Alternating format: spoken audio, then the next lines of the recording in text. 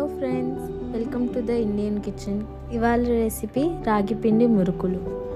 ఒక గిన్నెలో రాగి పిండి ఒక బౌల్, బియ్యం పిండి ఒక కప్పు, కారం పొడి 1 టీ స్పూన్, ధనియాల పొడి 1 టీ స్పూన్, జీలకర్ర 1/2 టీ స్పూన్, ఓమా 1/2 టీ స్పూన్, ఉప్పు తగినంత, నువ్వులు 3 స్పూన్స్, బటర్ 2 స్పూన్స్.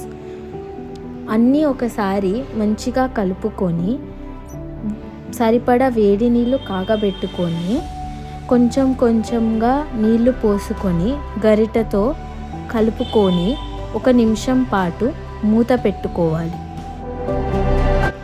తరువాత కడాయిలో నూనె వేడి చేసుకొని పిండిని కలుపుకొని మురుకుల గొట్టానికి నూనె రాసుకొని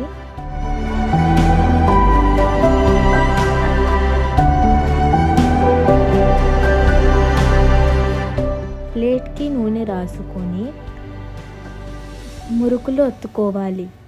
తరువాత బాగా మరిగిన నూనెలో మురుకులు వేసుకొని కాల్చుకోవాలి.